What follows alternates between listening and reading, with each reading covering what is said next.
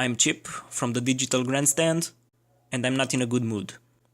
Oh, and this is Beyond the Finish Line. Right, straight into things. There were two big motorsport events this weekend. One was underwhelming, and one was downright infuriating. On the infuriating side of things, Fernando Alonso was right up there during the 101st Indy 500. I don't want to talk too much about it because it was heartbreaking, really. Long story short, the gremlins that are plaguing his F1 season followed him to the States, and the Honda engine in the back of his car went poof with 20 laps to go. Nonetheless, well done, Fernando Alonso. You truly are one of the greatest racers in history, and now the US of A knows this too. On our side of the Atlantic pond, Sebastian Vettel has won the 2017 Monaco GP, with Kimi Raikkonen completing a Ferrari 1-2. Red Bull's Daniel Ricciardo was third, and a race without any Mercedes driver on the podium, in the hybrid era. The story of this Grand Prix, I think, is best told by the post-race attitude in the Ferrari camp. Vettel congratulated his team, and then he offered Raikkonen his hand, implying mutual respect. Reluctantly, and not after a moment of hesitation, Kimi shook it, anger if not fury in his eyes, staring at his teammate. Later on, Vettel, sitting on top of the new and much worse Monaco podium, led the chants of the Italian national anthem, while the mechanics below him joined in. The intensity growing with each verse, Ferrari was on top. Throughout all this, Raikkonen, sitting to the right of Vettel, remained ice-faced, 1,000-yard stare in his eyes, face expressionless. Kimi, the man of the day, on Saturday taking pole and leading early on in this Grand Prix, was the wrong driver in the grand scheme of things. As the race start approached, Ferrari was going to put things right, one way or the other. But, based on his post-race behavior, Kimi was not aware of this. His pole on Saturday was glorious. Turn the calendar back to 2005 and there you'll find the Kimi Raikkonen as inch perfect as he was this weekend. A monstrous, fluid, peerless middle sector followed by an almost perfect third one were enough to keep both Vettel and an informed Bottas behind. Kimi was untouchable in qualifying. But, as much as it was a surprise, this was also a bit of a headache for Ferrari. In a day when their greatest nemesis, Lewis Hamilton, was way down the order, in the team's agenda, Vettel was supposed to be the one leading the charge. As far as Ferrari were concerned, Kimi had found his mojo at just the wrong moment. Other stars from quali? Well, Sainz getting the Toro Rosso into P6, the McLarens, that chassis is good. Hashtag blame Honda. Getting into Q3 and the aforementioned Valtteri Bottas. On Sunday, Kimi got away cleanly with Sebastian having to cover off Bottas. A little bit behind, Magnussen traded places with Kvyat and Hamilton got away better than Van Dorn, claiming 12th place. As is always the case in Monaco, for the next 30 or so laps the cars went around the circuit one behind another, with only Nico Hülkenberg's gearbox failure worth mentioning. This race was going to be decided at the pit stops, and so it was. Although we'll never be sure of the whys of it, here are the facts that eventually proved the deciding factors in the outcome of the race. Estimations before the race claimed that the pit stop window will open round lap 28 and stretch on from there. Also, it was a known fact that the super soft tires will be hard to bring up the temperature, so staying longer on the old set of tires was the right thing to do than to switch tires early on. Basically, the overcut was better than the undercut. At the start of the race, the Ferraris pulled away from the chasing train of cars led by Bottas with the Red Bulls in hot pursuit. Raikkonen had on average a 2-second gap to Vettel during the first 15 laps. Then Vettel upped the pace, closing the gap to 1.4 seconds. By lap 16, Perez was in the pits, swapping the ultrasofts for the supers. Immediately, he showed that the difference between the two compounds was not that big as some anticipated.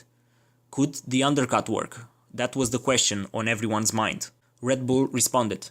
Sniffing a chance to get ahead of Bottas for third, they brought in Verstappen a bit earlier than they would have liked, lap 32. Bottas came in 1 lap later, emerging less than a second ahead of Verstappen. So the undercut didn't work. Now Ricciardo was Red Bull's best chance of securing a podium. He stretched his stint by 6 laps, so he stopped on lap 38 in the hopes of jumping both Verstappen and Bottas. Out in front though, something was happening. Raikkonen's pace was dropping fast. He was lapping more than half a second slower than before.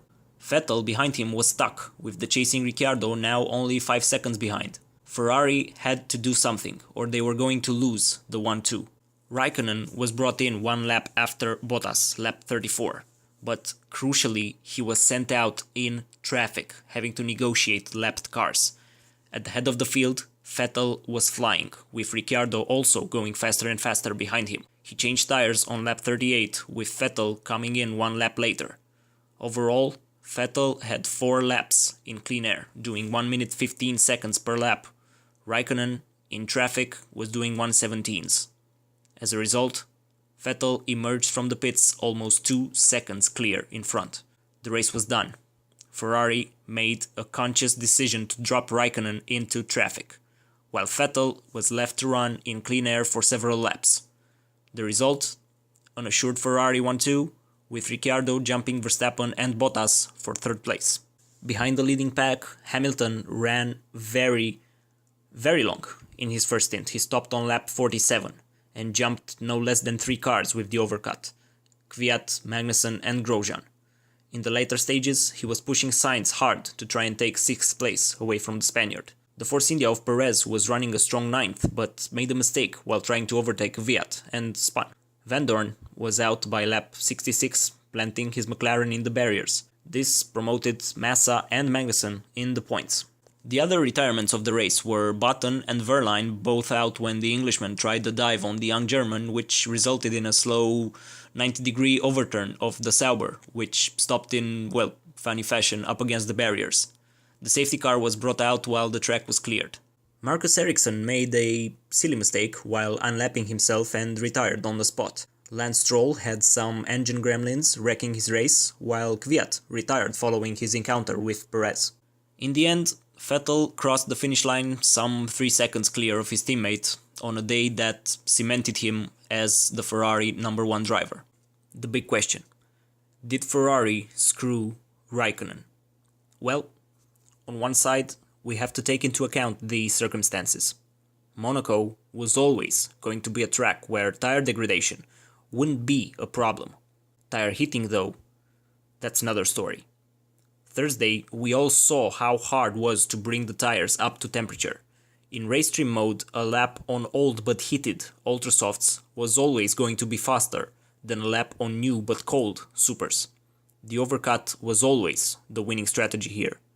Ferrari knew this, but because Raikkonen's pace dropped at that crucial time, Ricciardo's charge was threatening the 1-2. So the team made the decision to get Kimi out of Vettel's way. To add to this, he was dropped into traffic. Overall, this was an underwhelming Grand Prix.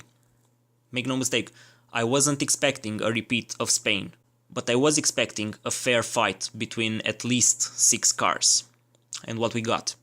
A shambles quali session for Hamilton, a panicky Red Bull crew that split their strategy in a dubious manner, and an equally panicky Ferrari team that effectively got Raikkonen out of Vettel's way in the most ruthless, uncompromising fashion.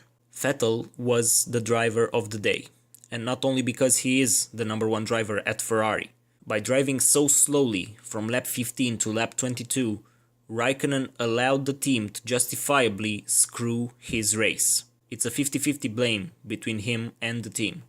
That's my view. Ricciardo was sublime during the race, and his strategy worked a treat. Bottas and Verstappen fell prey to the overcut strategy, and Hamilton, he did well to salvage some points from a crappy Saturday. And that was Monaco.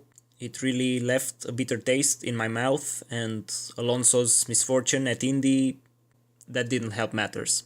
On the whole, it was a weekend to digest and learn from, but not one to repeat anytime soon. What are your thoughts of the Monaco GP and the Indy 500? Let me know in the comments below. Don't forget to like, share, and check back soon for more F1 related content, or you can always subscribe. I've been Chip, and I'm still not in a good mood. You can find me on Twitter at chip_DGS, and that was Beyond the Finish Line for the 2017 Monaco GP.